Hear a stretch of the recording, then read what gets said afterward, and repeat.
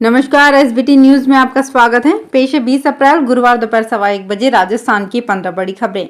इस news bulletin के प्रायोजक हैं विनी केक एंड मोर। सबसे पहले एक नजर डालते हैं आज के हेडलाइंस पर। मानहानि केस में सजा के खिलाफ राहुल की याचिका खारिज। जस्टिस एजी मसीह होंगे राजस्थान हाईकोर्ट के नए सीजे। ग्लोबल बुद्धिज्म समिट में पहुंचे पीएम मोदी। सुप्रीम कोर्ट के कॉलेजियम ने सिफारिश वापस ली। ऐसे में स्टेडियम में लगे मोदी मोदी के नारे, मुस्कुराते रहे सीएम गहलोत। और अब खबरें विस्तार से।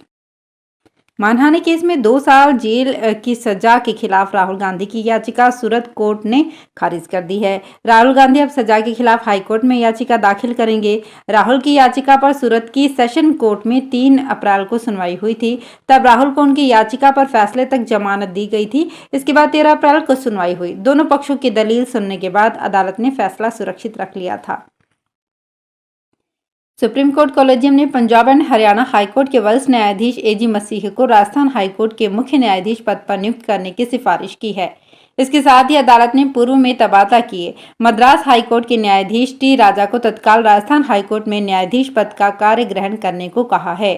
सुप्रीम कोर्ट ने पूर्व में जस्टिस राजा का तबादला राजस्थान हाईकोर्ट किया था। इस पर जस्टिस राजा ने कॉलेजियम को तबादला आदेश पर पुनर्विचार करने को कहा था।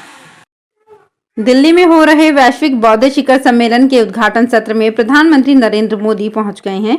2 दिवसीय शिखर सम्मेलन संस्कृति मंत्रालय और अंतर्राष्ट्रीय बौद्ध परिसंघ मिलकर कर रहे हैं। बौद्ध धर्मगुरु दलाई लामा सम्मेलन में शामिल होने बुधवार को ही दिल्ली पहुंच गए थे। 20-21 अप्रैल को राजधानी के अशोक होटल में होने वाले सम्मेलन का उद्घाटन सत्र शुरू हो चुका है। इसके बाद प्रधानमंत्री का संबोधन होगा। इस शिखर सम्मेलन में लगभग 30 देशों के प्रतिनिधि और विदेशों के लगभग 180 प्रतिनिधि और भारतीय बौद्ध संगठनों के 150 प्रतिनिधि भाग लेंगे। सुप्रीम कोर्ट के कॉलेजियम ने अपनी उस सिफारिश को वापस ले लिया है जिसमें जस्टिस एस मुरलीधर को मद्रास हाईकोर्ट का चीफ जस्टिस बनाने की सिफारिश की गई थी। कॉलेजियम ने अपने प्रस्ताव में कहा कि जस्टिस मुरलीधर के रिटायरमेंट में केवल 4 माह से भी कम का समय बचा है, लिहाजा उनको लेकर जो सिफारिश मोदी सरकार से की गई थी उसे वापस लिया जाता है। जस्टिस मुरलीधर फिलहाल ओडिशा हाईकोर्ट में चीफ जस्टिस हैं। सितंबर 2022 में उन्हें मद्रास हाईकोर्ट का चीफ जस्टिस बनाने की सिफारिश कॉलेजियम ने की थी, लेकिन सरकार ने उनके प्रस्ताव को ठंडे बस्ते में डाल दिया। सीएम अशोक गहलोत बुधवार शाम आईपीएल का मैच देखने के लिए जयपुर के सवाई मानसिंह स्टेडियम पहुंचे, जहां घरेलू टीम राजस्थान रॉयल्स और लखनऊ सुपर जॉइंट के बीच रोमांचक मुकाबला खेला जा रहा था। सीएम गहलोत स्टेडियम के अंदर दाखिल हुए। वहां पर मौजूद दर्शकों का हाथ हिलाकर अभिवादन कर रहे थे कि उसी दौरान पीएम नरेंद्र मोदी के समर्थक स्टेडियम में मोदी मोदी के नारे लगाने लगे। उन्हें ऐसा करते देख सीएम गहलोत भी मुस्कुराने लगे। इस मैच में राजस्थान रॉयल्स को हार का सामना करना पड़ा। धोखाधड़ी के आरोप में लोअर कोर्ट में इस्तगासे को खारिज करने के आदेश के खिलाफ निगरानी याचिका पर कोर्ट के अपर सेशन न्यायालय क्रम 1 ने पतंजलि आयुर्वेद लिमिटेड हरिद्वार के निदेशक बाबा रामदेव को नोटिस जारी किया है। याचिका पर सुनवाई 19 मई को होगी। वकील लोकेश कुमार सैनी ने बताया कि परिवादी गुमानपुरा के नीरज तिवारी ने 9 जुलाई 2020 को अतिरिक्त मुख्य न्यायिक मजिस्ट्रेट क्रम 5 में बाबा रामदेव के खिलाफ इस्तगासा पेश किया था। तिवारी का आरोप था कि उसने पतंजलि के उत्पादों को क्रय कर उपभोग किया। इन उत्पादों पर जीएसटी दरों में कटौती के बावजूद कंपनी ने दर में कटौती का लाभ परिवादी को नहीं दिया। राजस्थान में इस बार विधानसभा चुनाव M3 ईवीएम से होंगे। ये मशीन M2 की अपेक्षा काफी अपग्रेडेड है। पलक झपकते ही इसके परिणाम सामने होंगे। ऐसे में इस बार चुनाव के रिजल्ट जल्दी मिल सकेंगे। इस मशीन की कई खासियत है कि इसके साथ कोई भी छेड़छाड़ करेगा तो ये बंद हो जाएगा। विधानसभा चुनाव के लिए ये अपग्रेड मशीनें बिहार से यहाँ भेजी जा रही हैं। 2000 से ज्यादा मशीनें यहाँ आई हैं। चुनाव नवंबर में करवाने की संभावना है। ऐसे में चुनाव आयोग तैयारी में जुटा है। राजस्थान लोक सेवा आयोग के वरिष्ठ अध्यापक ग्रेड 2 भर्ती परीक्षा 2022 के पेपर लीक मामले में एसओजी की रिपोर्ट बुधवार को आरपीएससी को प्राप्त हो गई। इस रिपोर्ट के आधार पर आयोग ने एसओजी की ओर से गिरफ्तार किए गए आयोग के ड्राइवर गोपाल सिंह को निलंबित कर दिया है। आयोग के सदस्य बाबूलाल कटारा के मामले में राज्य सरकार को आवश्यक कार्यवाही के लिए पत्र भेजा गया है। आयोग सचिव हरजीलाल अटल ने बताया कि ड्राइवर गोपाल सिंह को निलंबित कर दिया गया है, जबकि कटारा के मामले में राज्य सरकार कार्यवाही करेगी। अयोध्या में बन रहे राम मंदिर के लिए भगवान श्री राम की मूर्ति श्याम शिला को तराश कर बनाई जाएगी। मूर्ति मैसूरू कर्नाटक के प्रसिद्ध मूर्तिकार अरुण योगीराज बनाएंगे। श्री राम जन्मभूमि तीर्थ क्षेत्र ट्रस्ट के सदस्य विश्व तीर्थ प्रपन्नाचार्य ने बताया कि भगवान राम की मूर्ति की संरचना इस तरह होगी जैसे 5 साल के बालक के चेहरे और शरीर की होती है। खड़ी मुद्रा में भगवान के बाएं कंधे पर धनुष होगा। कर्नाटक के करकर और हेगेदेवेनकोटे गांव से अयोध्या लाई गई शिलाओं से मूर्ति को तराशा जाएगा।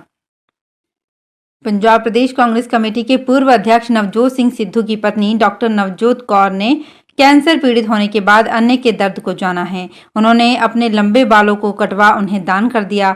अपने बॉय कट की लुक को शेयर करते हुए उन्होंने लोगों को भी अपने बाल दान करने के लिए कहा ताकि कोई जरूरतमंद कैंसर मरीज सस्ती विग प्राप्त कर सके। डॉक्टर नवजोत कौर ने ट्विटर पर अपनी पोस्ट को शेयर करते हुए कहा कि चीजों को नाले में फेंकना दूसरों के लिए बहुत मायने रखता है।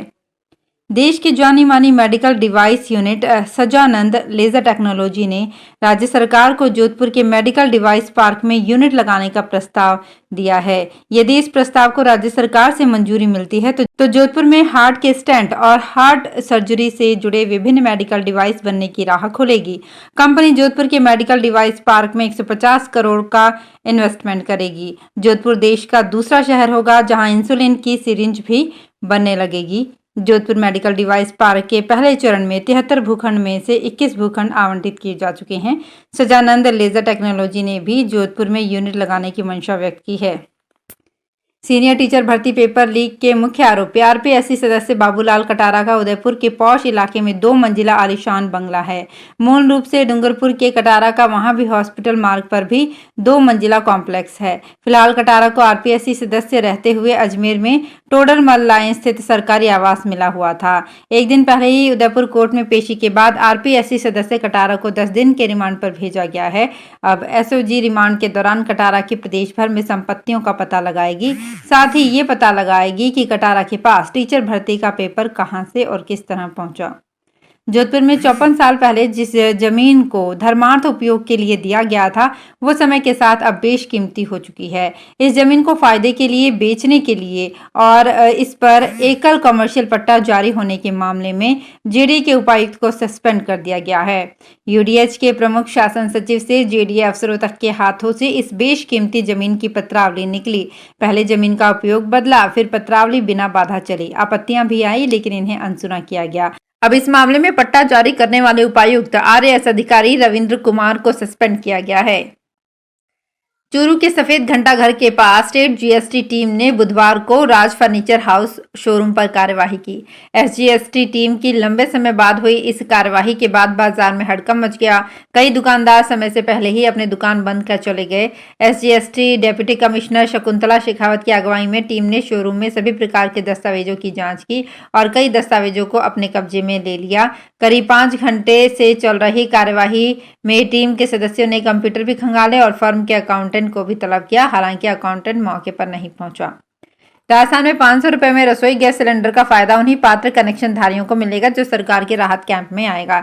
ये कैंप 24 अप्रैल से गांव और शहरों में लगाए जाने वाले प्रशासन शहरों के संग अभियान और प्रशासन गांव के संग अभियान के तहत राहत कैंप लगाए जाएंगे। खाद्य व सुरक्षा विभाग की ओर से आज जारी गाइडलाइन के मुताबिक योजना का फायदा लेने के लिए पात्र कनेक्शन धारी को कैंप में आकर रजिस्ट्रेशन करवाना होगा।